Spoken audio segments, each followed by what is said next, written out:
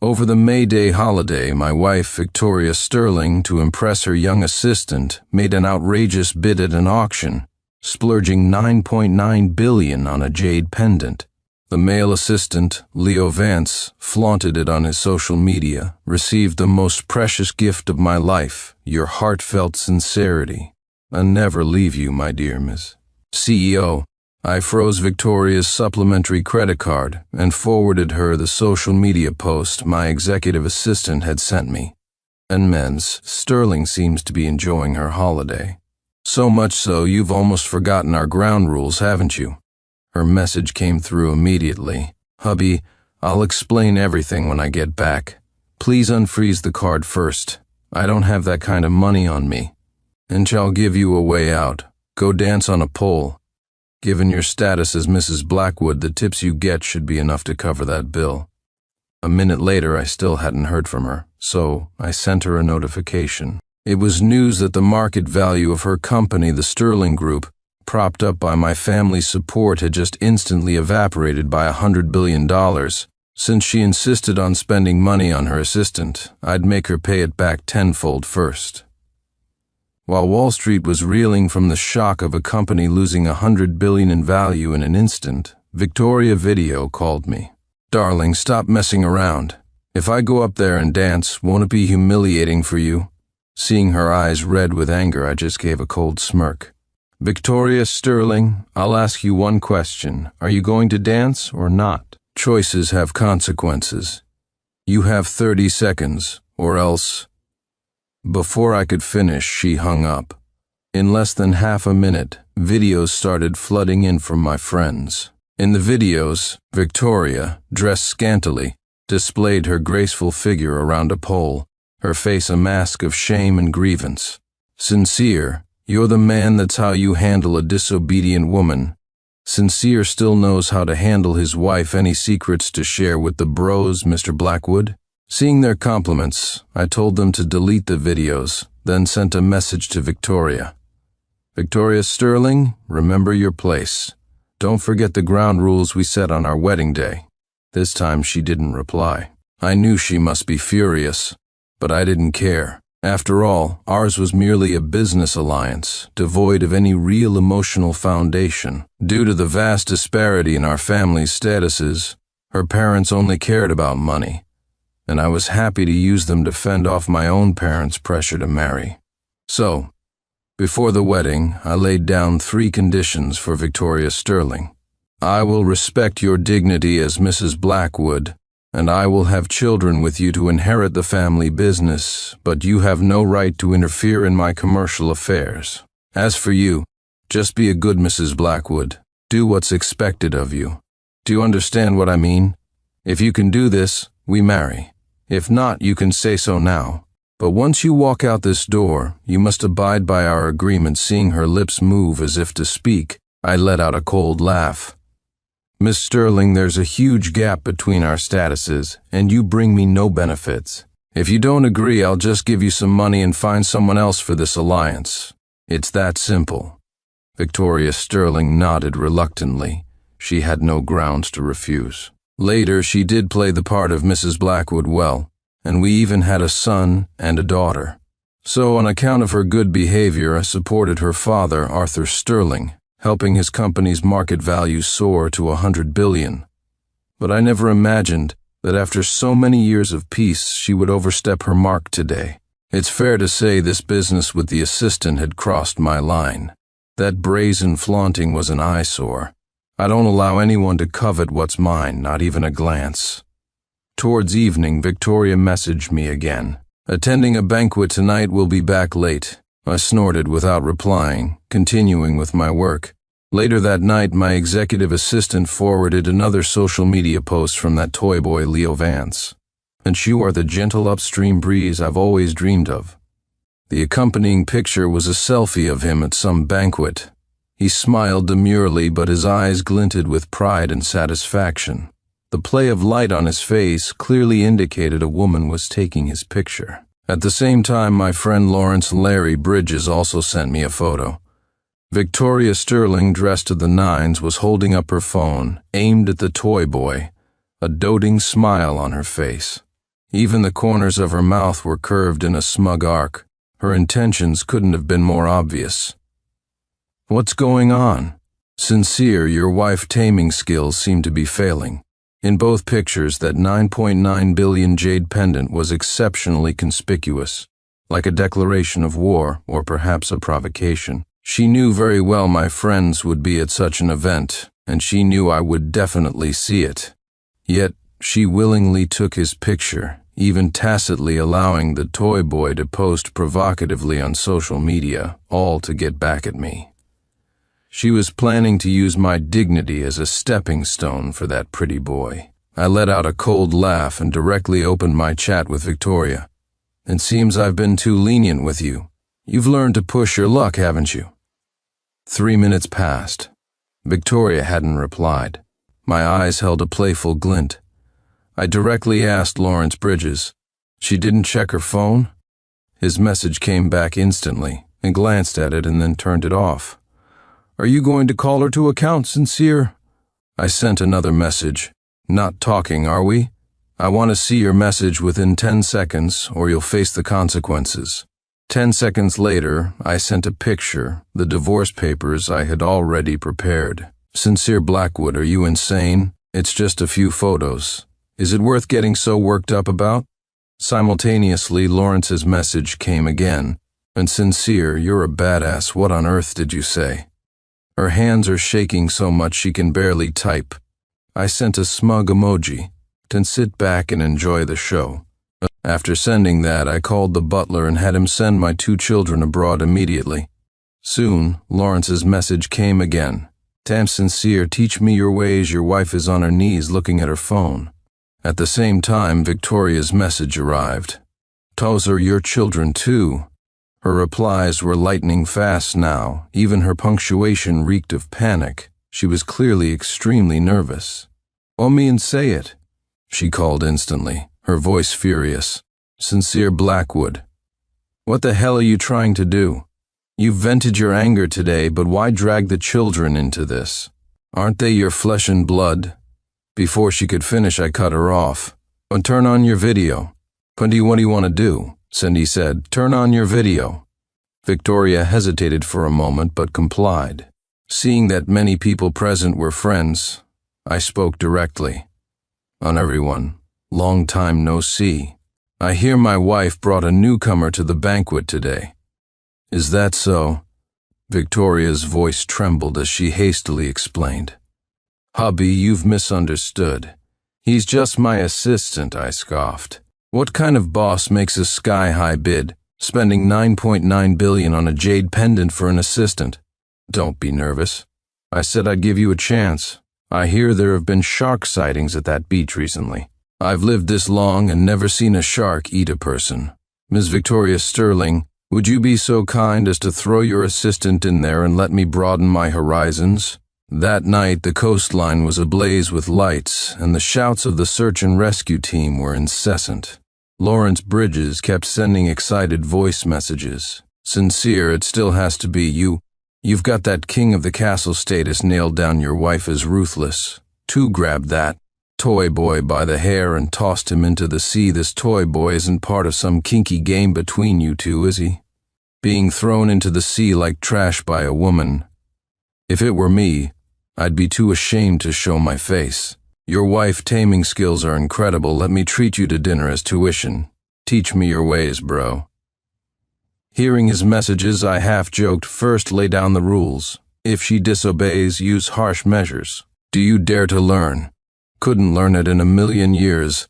Lawrence and his wife were true loves, from high school sweethearts to married couple, and he was quite henpecked. Of course, he couldn't learn my methods. "By the way, I saw your wife jump in to save that toy boy too. Aren't you going to guard against that?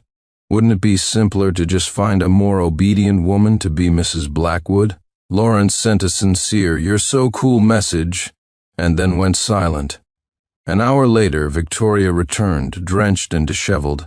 She stumbled into the entryway without a shred of her usual composure. The moment she saw me, her red eyes widened, and her chest heaved. "The man's been thrown into the sea, the children have been sent away. Are you satisfied?" I was on a call discussing a partnership, not even sparing her a glance. Only after I hung up did she take a deep breath, forcibly suppressing her anger. Sincere Blackwood, I've done everything you asked. What more are you dissatisfied with? Say it. I picked up my coffee, glanced at her soaked clothes, and snorted. As our eyes met, the fury in Victoria's gaze was instantly extinguished by my icy stare. She slumped to the floor, hugging her knees, and spoke hoarsely. Even if I was wrong today, don't you bear any responsibility for humiliating me and then trying to drive me to a dead end? If the rescue hadn't been timely, I'd be facing jail time. What exactly are you trying to do? I looked at Victoria with a cold gaze. Are you sure it was me who humiliated you? Weren't you the one who violated our ground rules first? Her face was full of dejection. Her lips moved several times before she spoke. Leo Vance is just a recent college graduate. What could possibly happen between us? After all these years of marriage, don't you trust me? Victoria Sterling, I can believe your words, but your actions have greatly disappointed me. Do you think that Toy Boy could earn $9.9 billion in several lifetimes? You couldn't even come up with that kind of money yourself, yet you wanted to buy him something so expensive. Letting you spend my money on another man is one thing, but what makes him so special that you, Mrs. Blackwood, would jump in to save him? Have you ever given a thought to your own status? Victoria frowned at me, speaking aggrievedly. I just felt he wasn't focused on work these past few days, so I wanted to cheer him up. I was just joking. I didn't expect you to take it seriously. I don't understand why you're so angry. It's not like I cheated on you. I looked at Victoria with a cold smile. Who does he think he is? Cheering him up cost $9.9 billion? Can you guarantee he wouldn't think you were implying something, leading him to have inappropriate ideas? If it weren't for your indulgence, he probably would never have even come into contact with me. But now he dares to challenge me on social media. I don't believe you didn't see it. Respect is mutual. Since you've already trampled on my dignity, why should I care about yours? I placed the divorce papers on the table and looked at her solemnly. Victoria Sterling, if you really like him, you're free to sign these and leave. Seeing the words divorce agreement, she burst into tears. I don't. Tell me, do you still remember our ground rules? She nodded, sobbing as she repeated the words from back then. My knuckles tapped on the divorce papers. In a business marriage, I don't want to talk about feelings, only responsibility. You failed to fulfill your responsibilities as Mrs. Blackwood, so naturally I will punish you, even divorce you. Victoria wiped her tears and suddenly threw herself into my arms. I know I was wrong. I calmly flicked the ash from my cigar. She took my hand, her fingers intertwining with mine, and with her other hand she took the cigar and extinguished it. Hubby, please don't harm your health because of my mistake, okay? Victoria said, nuzzling against me. Hubby, it's been so long since we... As Victoria spoke, she started to unbutton my shirt, but I stopped her with a firm hand. I've sent the children to their grandparents. I don't want them to come from a single-parent family. I will respect you, but I will not indulge you. Understood? I pushed her aside. Seeing the panic that quickly replaced her initial surprise, I spoke sternly. Furthermore, I hope you're acting out of wifely duty, not using your body as a bargaining chip. With that, I stood up and walked towards the study. Just as I opened the door, I turned back, my tone serious for one last time. Regarding matters like this, I am formally notifying you. This is the first and last time between us. I will not give you another chance. Her eyes were red as she nodded emphatically. Hubby, I promise, absolutely no next time. The next day, Victoria Sterling's first order of business was to publicly fire Leo Vance. This instantly made him the target of scorn throughout the entire company, openly ridiculed by his opportunistic colleagues. Well, isn't this our swimming champion? How did you get fired? Weren't you just showing off the jade pendant Miss Sterling bought for you a few days ago? Didn't you think it might be taken back then? And he could only slink away, like a kicked dog. From that day on, my life with Victoria seemed to return to normal. She appeared to have reverted to being that good wife and loving mother. Seeing her improved behavior, I brought the children back. Hubby, I didn't think things through before. Now I just want to be involved in our children's growth. Perhaps influenced by the children's laughter, I even found myself forgiving some of her past mistakes.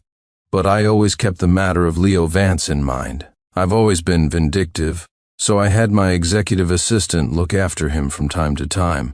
If you covet what's mine, you must bear the consequences. But I never expected Victoria to dare to deceive me by pushing my limits. One day, Lawrence Bridges suddenly sent me a message. "Sincere, has your castle been stormed? I went to discuss a partnership with your father-in-law's Sterling Group today, only to find out their CEO is that toy boy." The picture showed Leo Vance in a sharp suit, looking high-spirited and cocky, with no trace of the wretchedness from being thrown into the sea. The jade pendant that had been confiscated was back on him, exceptionally glaring. "Victoria Sterling, I underestimated you," I sneered repeatedly and drove home immediately. As I reached the front door, I heard Victoria bad-mouthing me to the children. "From now on, no one in this house is to mention him. He was about to send you to Africa to mine coal. If I hadn't stopped him, you don't need to thank me too much. Who else would do this but your mother? Just give me some shares and—" I clenched my fists, my face ashen, and walked in. Victoria's words caught in her throat, her panic visibly evident. "Victoria Sterling, I entrusted the children to you, and this is how you raise them?" Seeing me return, the two children ran over and hugged my legs. "Daddy, Mommy is trying to teach us bad things." I gestured for the children to go to their room first, then looked at Victoria. "For the children's sake, I'll give you a chance to explain. Speak." Victoria looked irritated and impatient. "Say what? I was just joking about you at home. Isn't an apology enough?" I slammed my hand on the table, my patience with her completely gone. "Not talking, are you? Then I'll say it for you, Victoria Sterling. You're getting bolder, daring to play tricks right under my nose? My time is limited. Sign it." Seeing the divorce papers I threw down, Victoria's eyes instantly reddened. "What's gotten into you today? Is divorce such a trivial matter? I've returned to the family. I haven't even gone out during this time. On what grounds are you divorcing me? Why don't you just say I'm still entangled with Leo Vance? Can you stop coming home and venting your anger? What if you scare the children? Am I just your punching bag? Think about it yourself with that." She slammed the door and left. The children were startled by our tense argument. To comfort them, I took them to an auction house to pick out gifts. Who knew that as soon as I arrived, someone shouted, "Look, that's the CEO of Sterling Group." So, Ms. Sterling stepped down for her new man. Leo Vance was beaming, his cocky face showing no sign of his previous ordeal in the sea. Beside him was Victoria Sterling, who had stormed out of the house. She was wearing a haute couture gown, attending with Leo Vance on her arm. When her eyes met mine, she deliberately turned her head away and walked into a private box with Leo Vance, as if the children and I were strangers. When she heard someone call Leo Vance Mr. Sterling, she just smiled and nodded, offering no correction. The auction began, and a sudden gasp erupted from the crowd. "Look, Mr. Vance is making a grand gesture for his lady love." Another outrageous bid. "Mr. Vance is so generous, willing to spend so much on his wife. It's truly enviable, don't you know? Miss Sterling also splurged $9.9 billion on her husband a while ago. This seems to be some kind of romantic game between them." Victoria looked at him with a doting smile, a hint of smugness at the corner of her lips. Hearing the crowd's chatter, my children's faces showed a calmness beyond their years. "Since Mom wants to be with that bad man, Dad, just get us a new mom for a child to say such a thing." Victoria truly was one of a kind. I gently stroked my child's head. "Good boy. We'll sit at the dining table. They only deserve to be on the menu, not even qualifying as bad guys." Glancing at Victoria, who was basking in the limelight, I said coldly, "And as the future heirs of Blackwood Corporation, today Dad will use them to teach you both a lesson, how to remove an unwanted dish from the menu, and what the wrath of a top-tier wealthy family truly means." Under my children's curious gazes, I froze her supplementary card again. At the same time, I made a phone call. She was completely unaware of all this. When another collectible was put up, Leo Vance, as before, made the gesture for a sky-high bid. The whole venue was in an uproar again. Mr. Vance is incredible. The Sterling Group is so wealthy, I'm envious. But their moment in the spotlight didn't last long. Soon, staff members entered their private box. What? You don't know who I am? You need to verify my funds? Victoria lost her composure the moment she saw the staff. Ma'am, we are just following regulations. Please understand. She impatiently pulled out a black card, her eyes filled with annoyance, but soon she couldn't maintain that expression. Ma'am, your card has been frozen. You currently have no assets. According to our rules, you will be asked to leave unexpectedly. Victoria became even angrier upon hearing this. Get your manager here. Don't you know I'm Mr. Blackwood's wife? How dare you speak to me like this? Aren't you afraid of being fired tomorrow?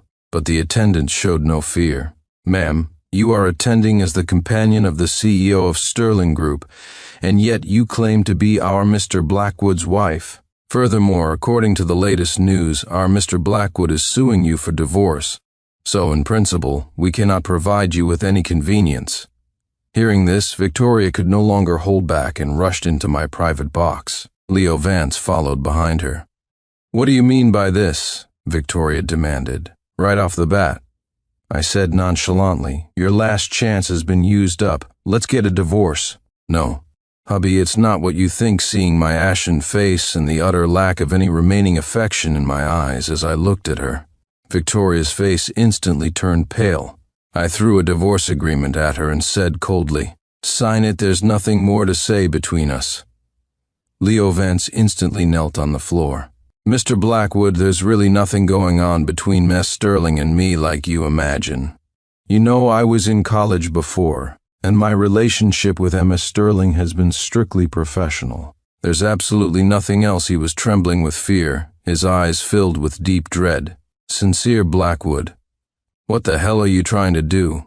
I didn't say anything when you had Leo fired. Why are you trying to stop him from finding a job now? Besides, what happened or didn't happen between us? Don't you really know? Why must you make things so difficult for him? I shook my head, looking at her, frantic over Leo Vance, and started clapping. Brilliant, truly brilliant as far as the eye could see. Everyone who met the darkness in my eyes applauded. Victoria's face flushed crimson, a flash of madness in her eyes. I believe you, but what does that prove? Haven't you noticed your behavior becoming more and more outrageous? Nothing happened this time. What about next time? Don't tell me there won't be a next time. I don't want to hear your guarantees anymore. I can give you a chance too. If you cripple his hands and feet right now, I guarantee I will take care of this person for you and treat his family well. Would you do it? Hearing me say this, Victoria's eyes filled with deep confusion and unfamiliarity. How long are you going to keep this up? I remember you weren't like this before. Saying that, she grabbed a decorative porcelain vase from nearby and threw it on the floor. My heart lurched, and I quickly shielded the children behind me. A shard of porcelain grazed my chest, and blood instantly dripped down. Victoria panicked and wanted to check my wound. I, however, suddenly oblivious to my own injury, sneered and threw the divorce agreement in front of her. Victoria Sterling, have you forgotten how you got to where you are today? I'm giving you a choice, not letting you change the subject, but it doesn't matter. You've already made your choice. What more is there for me to say? Sign it now. The Blackwood family's century-old reputation cannot be destroyed by a woman who is disloyal in her affections and irresponsible towards her family. Hearing me say this, a hint of sorrow and indignation flashed across her face. What exactly do you mean? I stood up, looked at Victoria with disappointment, my eyes devoid of any emotion. Exactly what I said with that. I had my executive assistant settle the children and went straight to the hospital to get bandaged. In less than 10 minutes, Arthur and Eleanor Sterling arrived at the hospital. Son-in-law, is Victoria throwing a tantrum with you? If that's the case, tell me, Dad, and I'll take care of. Seeing the gauze on my chest still faintly seeping blood, The warm smiles on their faces froze. Eleanor Sterling sat beside me, her heart aching, her unspoken complaints almost palpable. "Mr. Sterling, Mrs. Sterling, there's no need for this. Your daughter, for a secretary who resembles her first love, not only brought him to various events and meetings, ruining my Blackwood family's reputation, but also hurt me for him. I think the affinity between our two families ends here." Seeing my calm expression, which indicated I wasn't lying, the elderly couple's hearts leaped into their throats. "Sincere, we're family. There's no need to be so distant. Besides, couples quarrel and make up. There's really no need for you two to go as far as divorce." My mother-in-law sat beside me, holding my hand and trying to persuade me. My father-in-law, Arthur Sterling, directly picked up the phone and angrily dialed Victoria. "Hello? I don't care what you're doing right now, or which toy boy you're with. Get your ass over to the hospital immediately if I don't see you. In 20 minutes, you don't ever have to come home again." My mother-in-law looked at me with red eyes, as if trying to prevent me from bolting out the next second. It was understandable. Their Sterling family's business had only achieved its current success with our family's support. Even if half its market value had evaporated yesterday, it was still 10 times what it was originally. Now that Victoria Sterling wasn't content being Mrs. Blackwood, how could they sleep at night? My attitude towards them remained consistently indifferent. I'd reply to them occasionally, and when I was busy I focused on my own work. The thought of that toy boy made me want to laugh. A recent college graduate, barely on his feet, and already thinking of seducing his way to the top? He probably didn't know how cruel society could be, nor what kind of behemoth he had provoked. A nobody with no foundation whatsoever. The resources I could let slip through my fingers would be enough to crush him. Moreover, as her legal husband, I had held an absolute advantage in the cooperation between our two families for so many years. How could I possibly lower myself and my resources to compete with him over who was younger or who looked more like a dead person? As for Victoria Sterling, I wouldn't let it go so easily either. Even with a divorce, I wouldn't let Victoria Sterling have an easy time. A businessman's first rule is to rationally utilize everything around him in exchange for resources. Previously, I was unwilling to use her as a bargaining chip out of family responsibility. But now, how was she treating me? Before, she could sit at the negotiating table by virtue of being Mrs. Blackwood. But after living this life for so long, she might have forgotten that she used to be just a side dish on the table. 15 minutes later, a worried-looking Victoria Sterling appeared in the hospital room. Only I hadn't expected that behind her, that toy boy, Leo Vance, was also tagging along. I was suddenly dumbstruck with amusement. She really was foolish. At a time like this, she still had to bring that toy boy along. Did he have no independent ability whatsoever? Could he not survive without Victoria Sterling? Seeing the bandaged wound on my chest, a flicker of emotion finally appeared in her eyes. "Dad, it's not what you think." We were in a meeting at the time, and he, without distinguishing right from wrong, was about to attack Leo.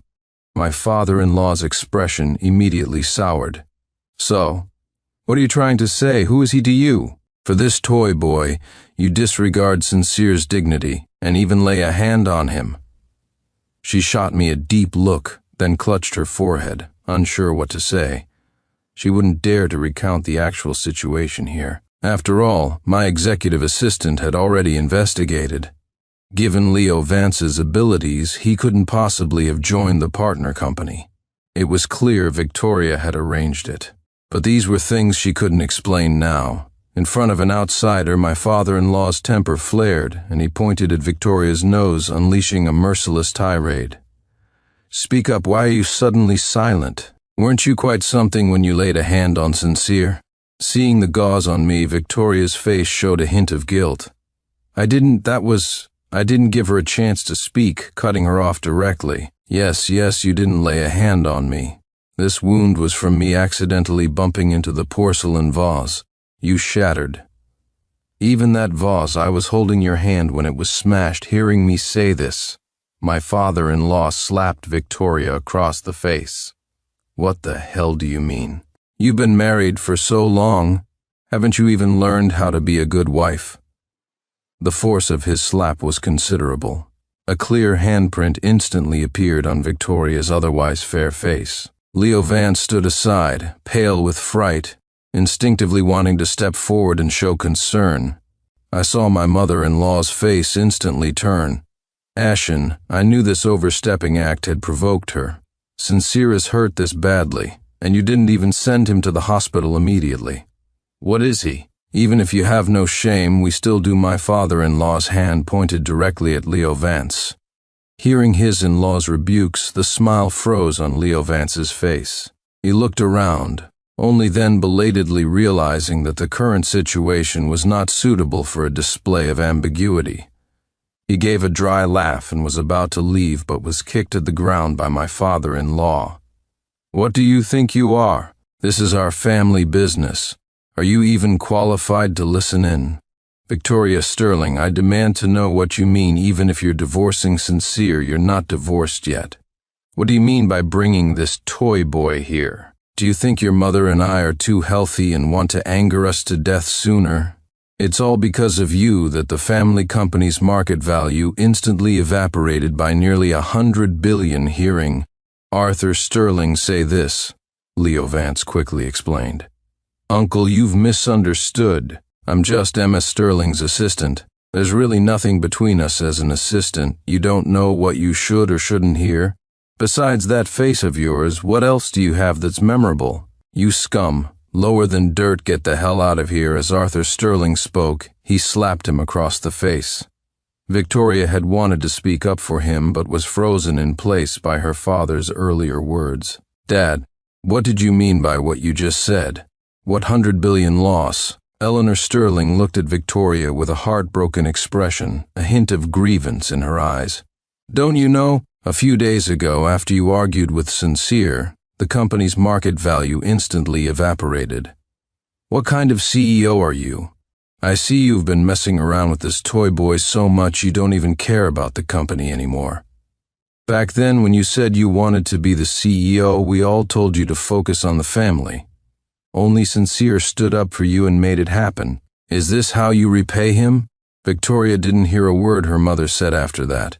She was still thinking about that 99 billion. Sin, hubby, I was really wrong.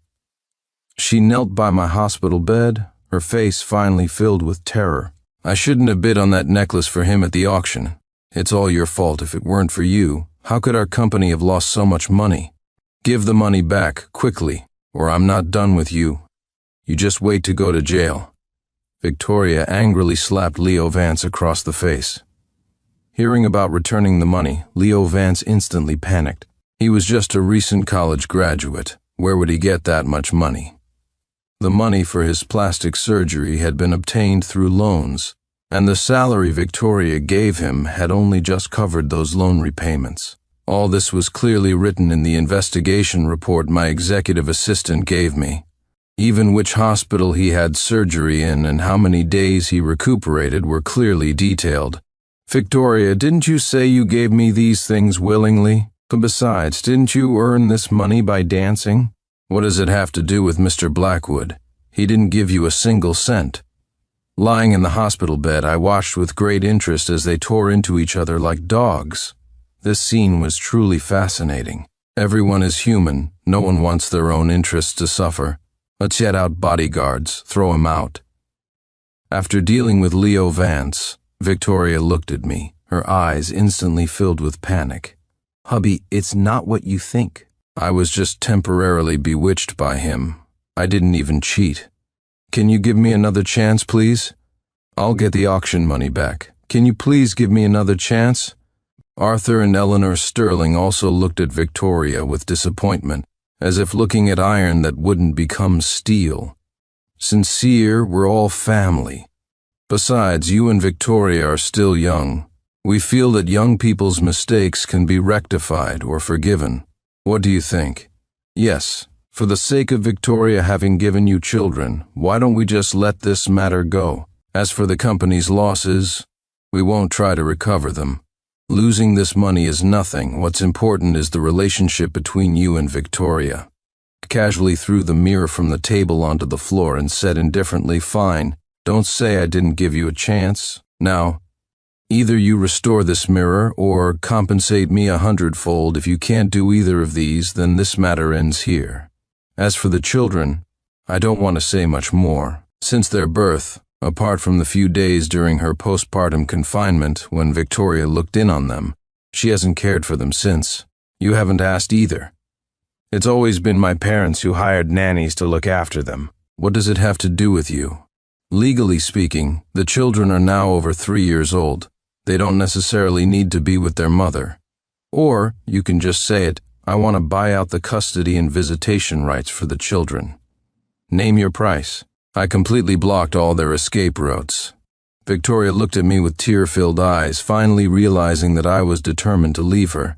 But now, she couldn't utter a single word because I had already given her many chances before. My original thought was to make Victoria pay back 100-fold, but later, considering our years together, I softened. No, it's not like that sincere. I really didn't cheat. I just had a lapse in judgment. I know you'll make me pay it back 10-fold. I'll go sell everything I own right now. As long as I pay back this 10-fold, we can go back to how things were, right? Victoria seemed to have thought of something, and a flame of hope reignited in her eyes. But in the next instant, I shattered her hope. It's not like that. For enemies, I've always believed in 10-fold retribution. If you want to reconcile, you must pay 100-fold price otherwise. If the cost of making mistakes is always so low, many people won't take it seriously. We are both business people. You should understand this principle even if I don't spell it out. Victoria Sterling, ask yourself honestly, haven't I given you many chances, but you've ignored them time and time again? What else can I say? You don't realize you're wrong now. You realize your company is about to die. You must be very clear now that under our protection, you have made many enemies. If you suddenly leave us, your company will be devoured instantly. I can give you a 1-month grace period, but how much are you prepared to pay?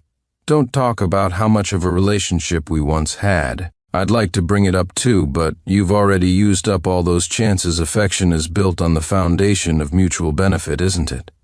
That's all I have to say. You should all leave now. I need some time alone to cool down. After I finished speaking, my executive assistant began ushering them out. They still didn't want to give up, but were instantly intimidated by a single look from me. If you don't want to lose everything, it's best not to come in. At that moment, Victoria Sterling squatted on the floor, crying her eyes out. She realized I was finally, truly leaving her. There was absolutely no relationship left between us. Thinking for a moment, I looked at the still unresigned Victoria and said, "Don't try to use the children to blackmail me. My children don't need a fickle mother, much less a mother who likes to fool around with her assistant. Don't worry, I'll tell them you're dead. It's to preserve their good image of you. Even if you haven't seen them much, they're willing to believe their mother was a kind and faithful person. I know you didn't cheat, but what does that prove? You tacitly approved of many things. His little tricks, his provocations. I am a businessman, not a gambler. I won't gamble such a long period of sunk cost on whether you'll have a change of heart. This is a very simple problem. Only the foot knows if the shoe fits, but if an apple is rotten, it should be thrown away immediately." In the days that followed, Victoria Sterling did not sign the divorce papers. However, I had already initiated divorce proceedings through litigation. Her parents still had business cooperation with our company. Even if it meant losing money, they had to continue working with me. And every time Victoria saw the children from afar, she would hear me say that their mother was already dead, and that her greatest wish before dying was to see them, but it was a pity. This is my stance. In the world of emotions, if you forgive someone once, there will be countless more times waiting for your forgiveness, and the other party will gradually test your bottom line, making you lower it again and again. As I said before, I won't give too many chances. She did indeed realize her mistake, but so what?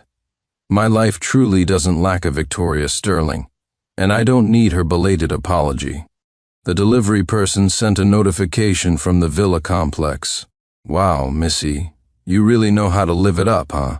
I just brought you a whole box of these last night, and you're ordering more today. Confused, I opened the order details and saw that my wife had, at some point, changed the default delivery address. I froze, then flung open the bathroom door. Honey, that villa out in the suburbs, have you been back there recently? The sound of the shower cut off abruptly. My wife emerged, wrapped in a bathrobe. A friend of mine who just got back in the country is staying there for a few days. Why? I didn't answer, but I secretly memorized the phone number from the order. 1. After silently reciting the string of numbers in my head, I didn't turn off the aromatherapy lamp on the nightstand. Instead, I deliberately stared at the swell of her chest beneath the robe. It's been a week, honey. I've missed you. I pulled her into my arms with a cloying tone. Hubby, I've missed you too, but I've been working all week. I'm just so exhausted. She pushed my wandering hands away and took a step back. I pressed on, pulling Victoria Sterling down to sit on my lap. My hand slid down past her stomach. Honey, you didn't already eat your fill while you were out, did you? Victoria's expression faltered for a second. Then she let out a laugh.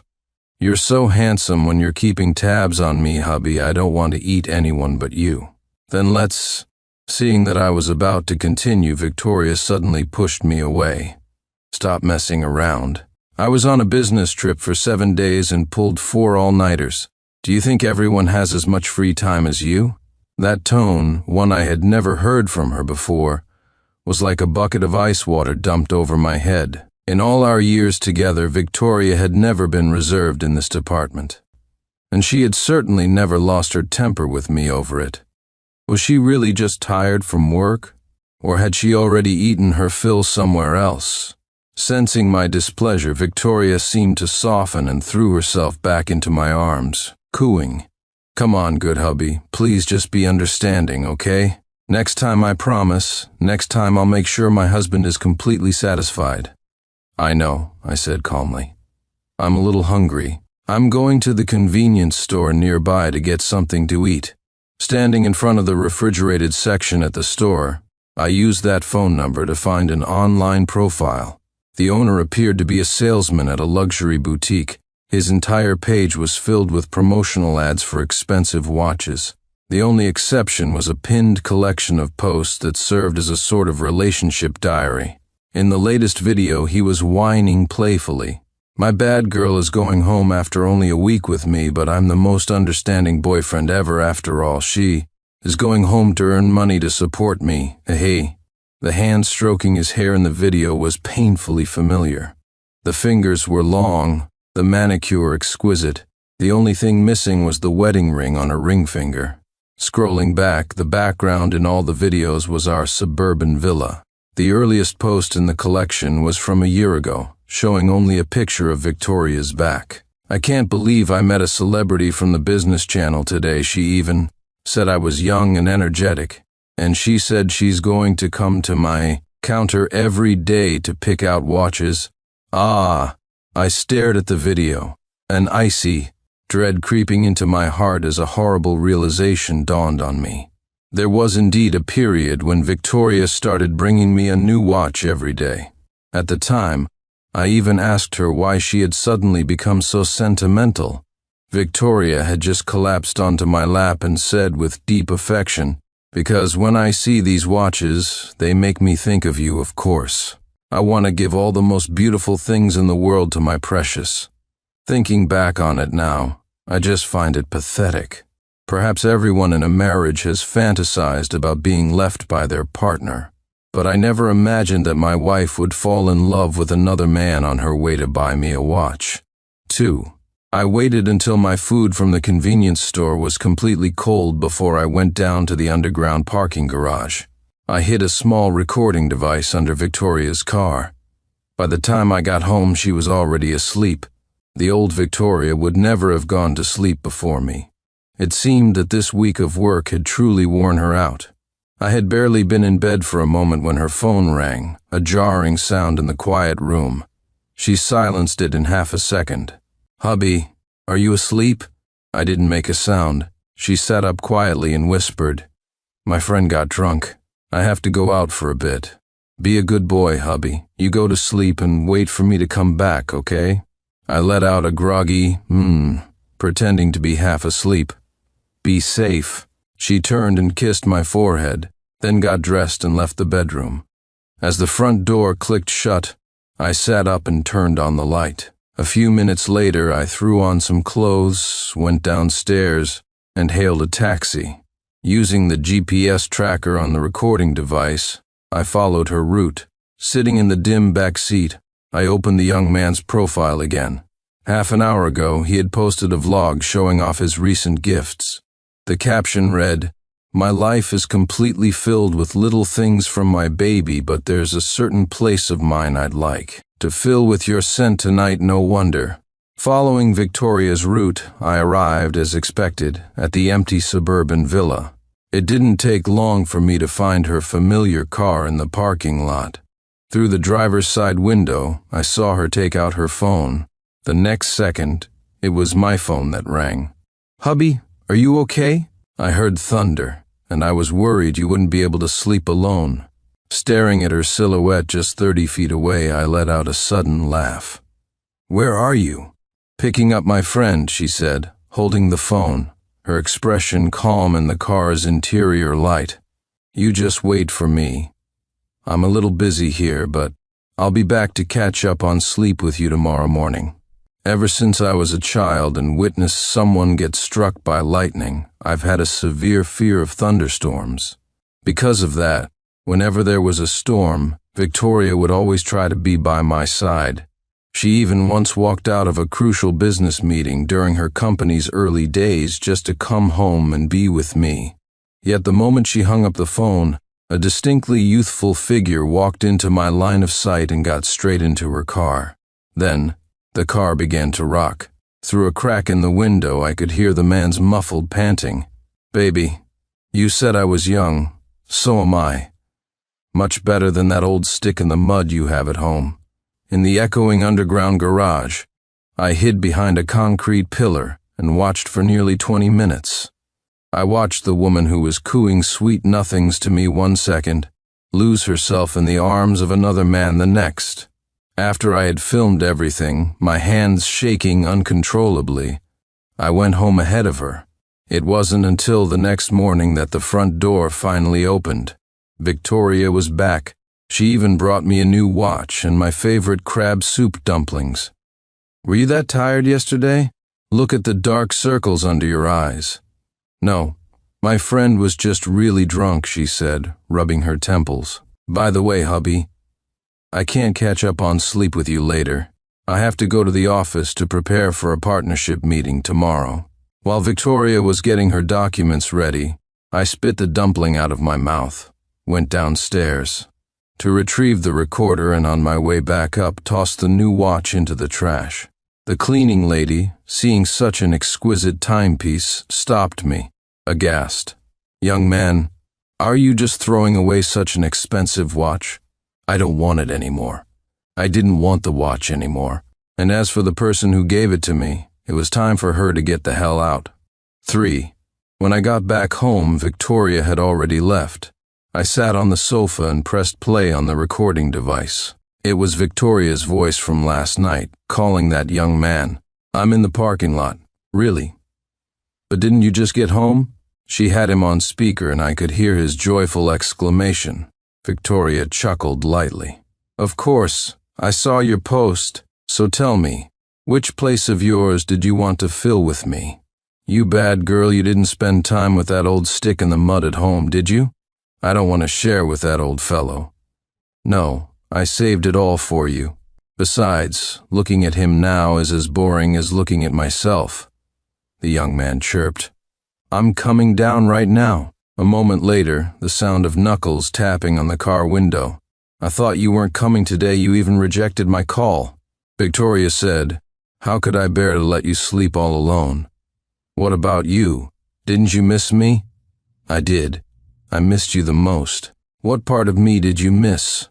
Victoria purred, her meaning obvious. What followed was the sound of their breathless, heart-pounding intimacy. In the heat of the moment, the man asked tentatively, Vicky, do you love me? I do. I love you. I love Ethan Vance the most. I sat in the living room listening to the recording over and over again. Even after the battery died and the recorder went silent, I kept mechanically pressing the power button. Just like that, again and again, I relived my wife professing her love for another man. Thinking back to her phone call last night, I realized for the first time what a master of time management my wife of so many years truly was. She couldn't even stand to be apart from him for a single day. But it seemed she had forgotten what tomorrow was. Early the next morning, I drove to the next city over, because I knew exactly what Victoria's partnership was all about. According to Ethan Vance's updated profile, Victoria had bought a 5-star hotel in the neighboring city and was giving it to him to open a watch boutique. Miss Sterling, what a grand gesture in the banquet hall. One of our old bridesmaids, drunk, raised her glass. Buying a 5-star hotel and turning it into a watch shop, all to make a handsome boy smile. I stood outside the door, watching Victoria blush as she stood on her tiptoes and planted a kiss on Ethan's cheek. You bet our MS Sterling is truly in love with our little EA company. VP chimed in, smiling obsequiously with a champagne flute in hand. She's even arranged for the Sterling Group's annual corporate gala to be held here from now on. Looking at their faces, I clenched my fists. So everyone around me knew about him. I, the legitimate husband, was the only one left in the dark. The bridesmaid swayed, holding her glass. Little Mr. Ethan is so handsome. How about a drink? Ethan hid behind Victoria. My baby doesn't let me drink. Oh, come on, back in the day, the big man here drank himself into the hospital for Miss Sterling's business deals. Come on, little mister. Do us the honor. He's not sincere, Harrison. He doesn't have to drink. Victoria suddenly spoke up, cutting off the bridesmaid's teasing. Perhaps because my name had been mentioned, Victoria walked to a corner to call me. Hubby, are you not home? Why is it so noisy where you are? Her voice held a trace of anxiety. I'm just walking around near a hotel. Why do you sound so strange? She was as sharp as ever, picking up on my mood immediately. I took a deep breath. Victoria, do you remember what day it is today? 4. After saying that, my voice trembled uncontrollably. There was a pause on the other end of the line before she quickly replied, Silly, of course I remember today's the 1-year anniversary of losing our baby. As soon as I finish this deal, we'll go to that new restaurant tonight. Her voice was so gentle I could almost feel the care and love she was sending through the phone. When I remained silent, Victoria continued to coax me. It's okay, my precious. I'm still young and strong. We'll have more children in the future. I didn't say a word, but my hands clenched tighter and tighter. All right, see you tonight. I stood outside the hotel, watching as Victoria hung up the phone and threw herself into Ethan Vance's arms. So she hadn't forgotten, but even though she remembered, she still chose someone else on this day. That evening, when Victoria came to pick me up for the restaurant, the affection in her eyes didn't seem feigned. However, just as I was about to raise my wine glass to toast her, I heard a notification chime from her phone. She instinctively glanced at me, then slowly placed her phone under the table to check it. She even dimmed the screen's brightness. I saw every single one of her subtle movements. The sender of the message was obvious. I saw her hesitate for a long time, but in the end she spoke to me. Hubby, you start eating. A client has an emergency. My heart grew colder and colder, but still, I held on to a sliver of hope and grabbed her arm as she was about to leave. Can't you just stay for this one meal? I told you, it's an emergency. Can't you be a little more understanding for once? Victoria snapped, her voice laced with impatience. Victoria, don't make a scene. She yanked her hand away. Her long fingernail caught on the pearl band of my watch, and with a soft clatter, the beads scattered across the floor. A waiter hurried over to help pick them up, and I knelt down as well, gathering the scattered pearls one by one. You know, Victoria, the day I learned we lost our baby, I shed more tears than there are pearls. On this floor, Victoria's back stiffened, but she walked away without a single glance back. I watched her figure disappear, then calmly sat up and took a sip of red wine. An hour later, I opened that familiar social media app. Sure enough, a new post had popped up. It was a picture of a sonogram. The doctor was the same one who had done Victoria's prenatal checkups last year. The caption read, "Yay, from now on, it's a family of 3 with my baby." I let out a bitter laugh and did a rough calculation of the timeline. It turned out Victoria had cheated soon after meeting Ethan at the counter. And the first time she cheated was precisely when she was 1 month pregnant with our child. Just then, he posted another update. It looked like they were in a hotel, celebrating the arrival of this new life. In the photo, droplets of water trickled from the ends of a woman's hair down to the tip of her breast, while her lips were pressed against a man's muscular thigh. I screenshotted the evidence, then finally walked out of the restaurant and made a call. "Hello, 911? I'd like to report the CEO of the Sterling Group, Victoria Sterling. She is currently engaged in illegal prostitution. That night, the news that the sales lad slept his way to the top as a homewrecker shot to the top of every trending list. I heard that by the time the police arrived, the hotel was already swarming with media. Watching the live stream, I found it laughable to see the woman who had always been so high and mighty now scrambling desperately to avoid the reporters. In the end, Ethan and Victoria were taken to the police station for questioning on suspicion of soliciting a prostitute. Although they were later cleared of that specific charge, the revelation that Victoria was a married woman turned the incident into a devastating public relations disaster. Lying in bed, I casually scrolled through the online comments. As expected, just 2 hours in, the internet was a cesspool of outrage. The sales guy is a homewrecker? Or is the female CEO a prostitute? I'm gonna be sick. This world is insane. The next moment, I saw Victoria, just released from the police station in the live broadcast, calling my phone. "Hubby, you saw the news, right? It's all a misunderstanding." I was definitely set up by a rival company. They must have called the media. "Hubby, you have to believe me. I was framed. It's all just a big misunderstanding." "Is that so? Has the misunderstanding really been cleared up? For instance, your real relationship with Ethan Vance?" I spoke in a level tone. "It's cleared up, She realized something and stopped abruptly. "Sincere Harrison, was this your doing?" 5. I didn't answer her, just chuckled softly. "It's good that it's cleared up. After all, if we have to go to court for a divorce, the evidence will be crystal clear that you were the one who cheated." Sincere Harrison. Victoria screamed through the phone. "How could you do this to me?" "Whatever. We can talk about it when I get home." "What? Are you busy again? Busy hiding your little darling away in a love nest? Or busy opening hotels and getting sonograms? You followed me?" Victoria's tone turned venomous. "If I hadn't, how would I have ever known that my wife is a complete and utter liar? Our child was gone a year ago, and while I was grieving for you, making you recovery meals, you were out cheating with another man." After a long pause, Victoria's tone changed. "Wei Shu, he seduced me. I'll never have anything to do with him again." At that moment, I finally felt utter disgust. "What? You have the nerve to do it, but not the spine to admit it?" "Victoria, if you had just admitted you loved him, I could have at least respected your honesty."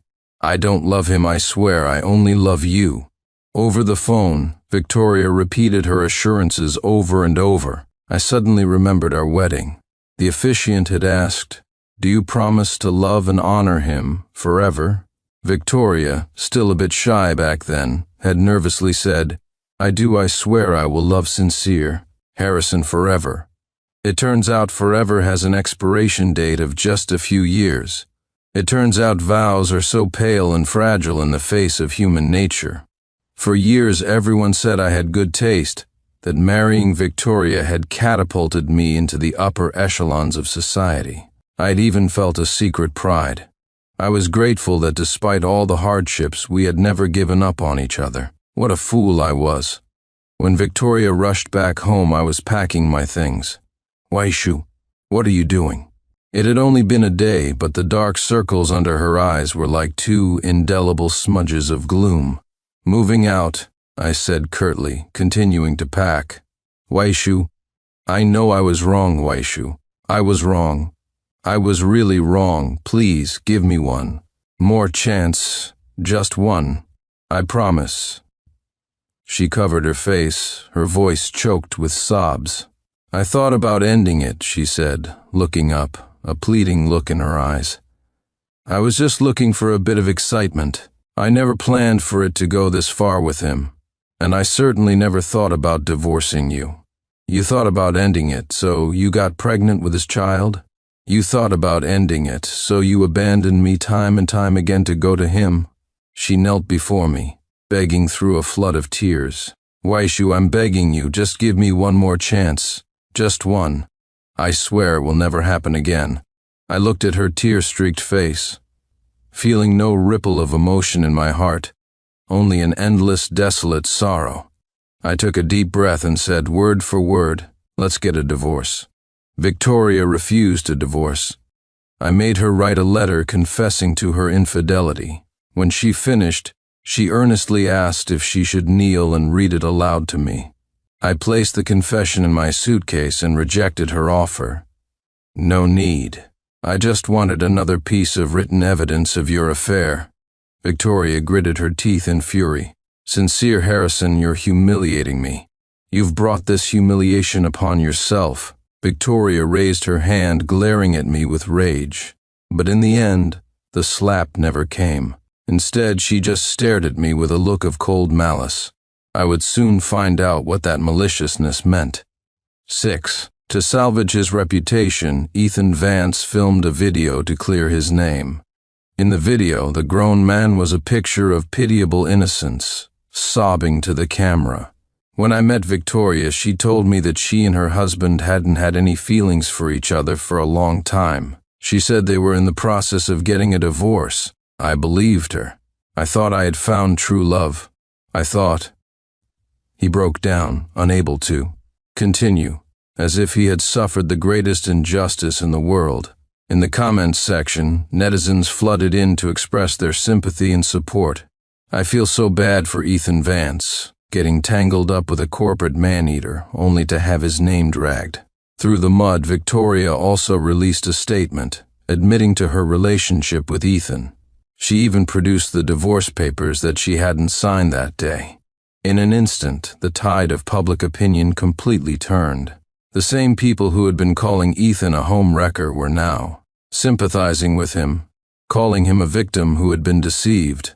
And I, the husband who had been betrayed by his wife and slandered by her lover, became the target of public condemnation, the cruel, heartless freeloader who wouldn't let them be together. I looked at the comments and could only laugh at the absurdity. In this day and age, all you have to do is cry and play the victim to win sympathy and twist the truth. The story blew up, and all my contact information was doxed. My phone was bombarded with calls from unknown numbers. I had wanted to part ways amicably, but it was clear that was no longer an option. So I spent an entire night drafting a long, detailed statement.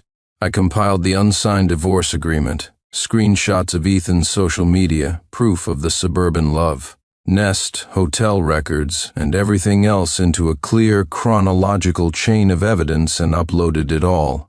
I also created a timeline of my life with Victoria, our marriage, her pregnancy, the miscarriage, our daily life together.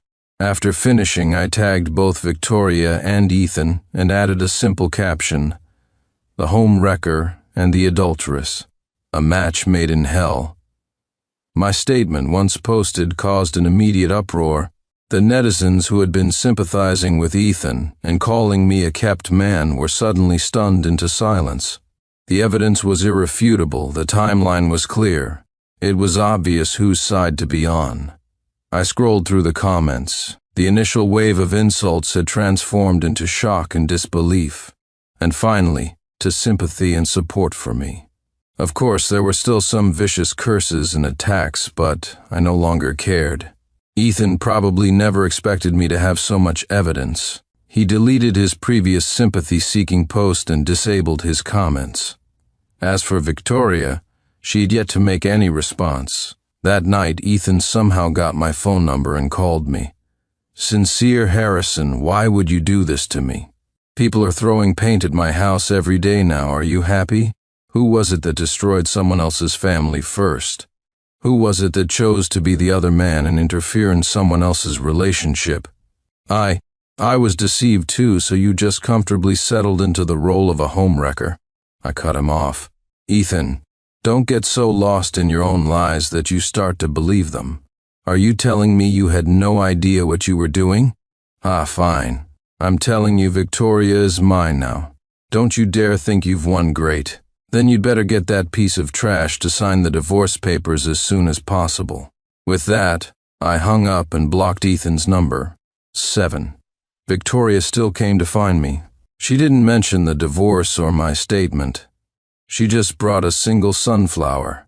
Waishu, I was suddenly thinking about when we first got together. Victoria handed the sunflower to me, her expression wistful. "We didn't have any money in college. For our first anniversary, you bought a bunch of sunflower seeds. You took my hand and we planted them all over the garden behind the school. I wonder how those sunflowers are doing now." As she spoke, she started to smile. I felt the corners of my own mouth lift. Seeing me smile, Victoria started playing a series of old videos for me. The first one's thumbnail was a sunflower seed. A youthful voice soon filled the air. "Today is our first anniversary, and we're going to plant sunflowers." Blood rushed to my head. The screen filled with a close-up of Victoria's face, only much younger. "When I get rich, I'm going to buy so many flowers, and we'll walk into a sea of flowers that belongs only to us." Victoria's eyes were sparkling, staring into the camera as if they held the stars. Then she randomly clicked on another video. I was the one filming. Victoria had a stomachache and I was making a long face, pointing the camera at her. "I'm fine," she reassured me. I mumbled, "But I feel so bad for you." Victoria threw her arms around me. "I'm going to make so much money." That was when Victoria was just starting her business, attending countless social events, drinking far too much alcohol, until she developed stomach problems. Later, I started going to those events for her, drinking in her place until I was the one ending up in the hospital. In the video, Victoria's gaze was fiery. "I'm going to make a lot of money for our future children." The videos were so old, that I could no longer connect the woman in front of me with the girl on the screen. When the videos finished, both Victoria and I were in tears. I was silent for a long time before I finally handed her the divorce papers again. "Sincere Harrison, how can you be so cruel? I really know I was wrong." I looked at her with a strange expression. "Victoria, what right do you have to call me cruel? When you were rolling around in bed with Ethan Vance, did you think you were being cruel to me then? When you got pregnant with another man's child, did you not think that was cruel? The one who did wrong has always been you." Victoria shook her head. "Waishu, I don't love him. I really don't." I sighed. I don't want to hear it anymore. Whether it was true or not, I no longer cared. Just listen to me, please. The only reason I chose him was because I saw him. As a diversion, a fling, he could never shake your position in my heart. And the pregnancy, it was an accident. "Enough," I said, frowning. "Victoria, if you had told me you were truly in love with him, I could have at least offered you my best wishes. Now I just think you're dirty." I placed the pen on the coffee table. "Sign it. Let's not waste any more of each other's time. Waishu, I'm begging you, please don't do this. I can't live without you. I looked at her, my face devoid of expression, and spoke again. "If you don't sign, the evidence I found on your phone is more than enough for me to file for divorce in court, and that will get very ugly." She slumped onto the sofa, defeated. Finally, with a trembling hand, she signed her name. I picked up the signed agreement. There was no sense of relief as I had imagined. Instead, a wave of indescribable hollow loss washed over me. 8. The next day, I received a package. Inside was a bag of sunflower seeds and a handwritten letter.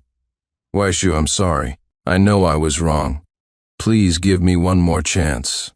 For the next few days, I received a gift from Victoria every single day. Sometimes it was a watch, sometimes a diamond ring, sometimes an article of clothing. Each gift came with a letter of apology, every line overflowing with her deep regret and love. But she seemed to have forgotten that the very sight of a watch now made me sick. As for her, she had betrayed me so completely, yet now she was putting on this act of profound love. After the mandatory cooling-off period for the divorce had passed, I arranged to meet Victoria at the city hall to finalize the paperwork. Waishu, can we not get a divorce? Please? I can't bear to lose you, I'm begging you. Victoria stood at the entrance, pleading desperately. I looked at her coldly. Victoria, I don't want to hear any more of this. Let's go inside. Waishu, are you really going to be this heartless? Think about me. Think about all the happy times we had together. As she spoke, she suddenly dropped to her knees and hugged my legs tightly. I struggled to break free, but she only held on tighter.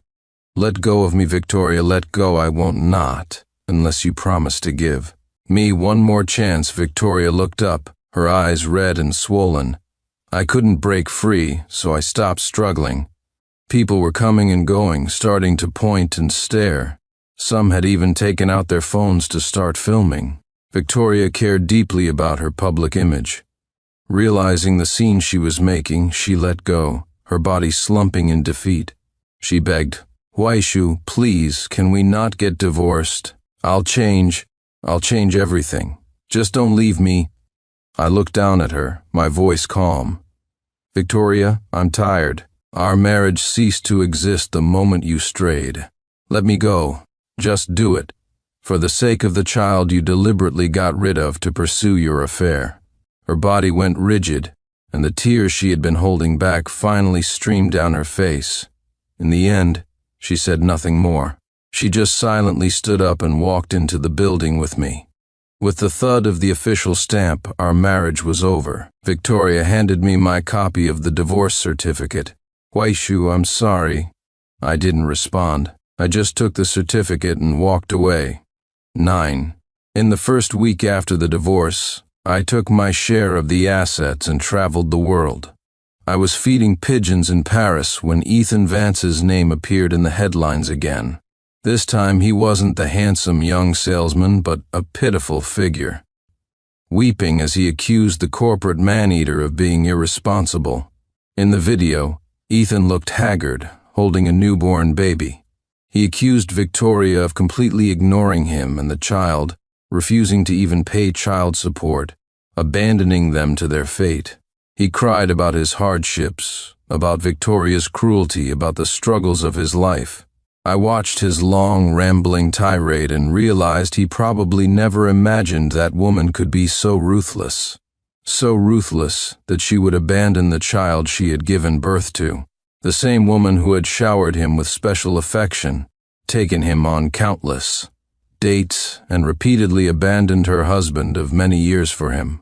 The woman who had lifted him up so high, only to smash him to pieces.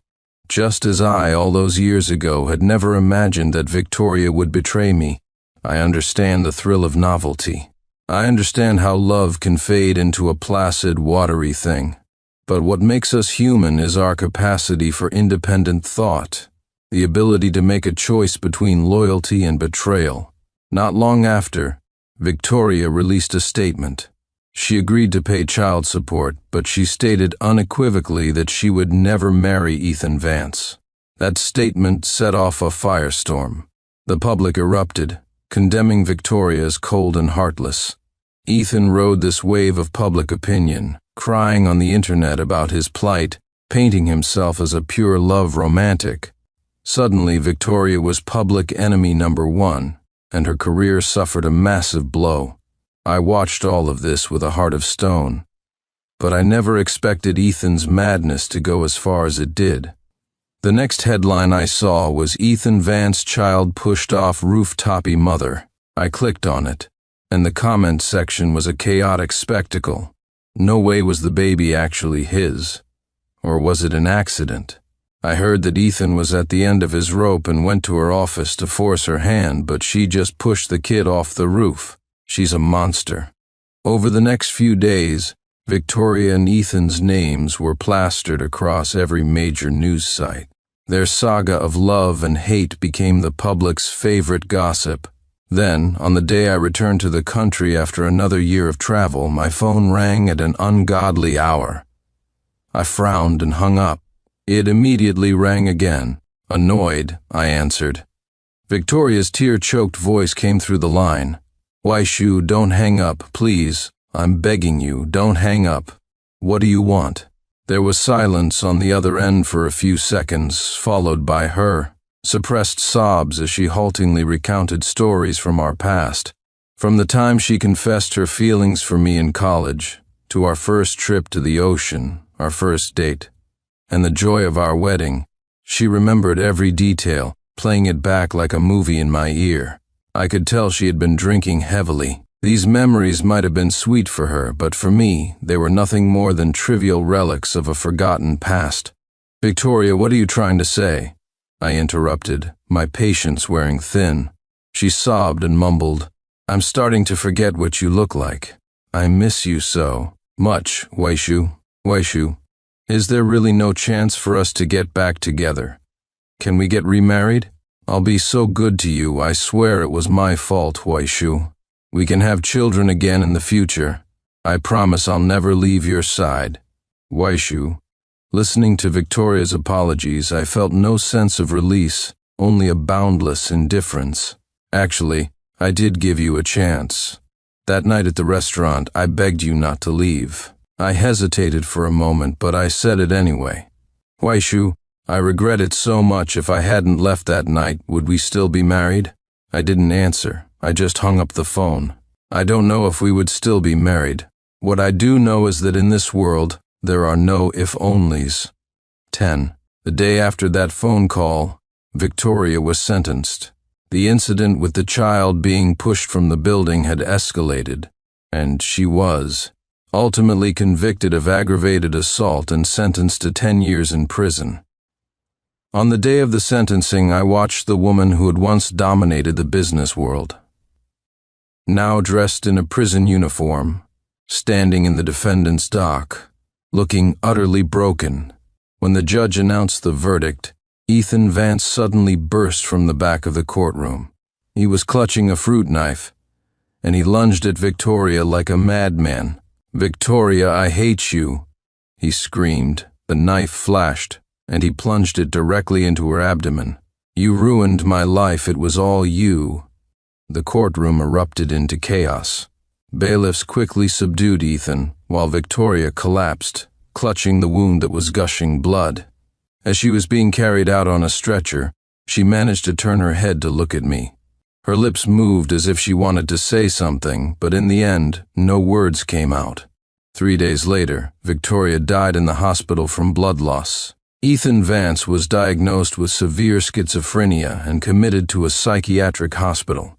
When the lawyer read her will, I discovered that Victoria had left her entire fortune to me. It would be foolish to turn down money that was handed to me.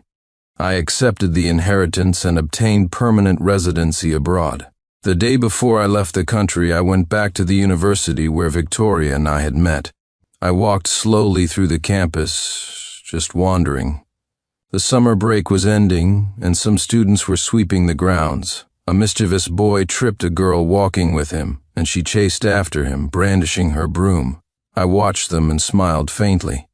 It was as if, in a blink of an eye, I was seeing the younger versions of myself and Victoria. I ambled along and found myself at the spot where we had secretly planted the sunflowers.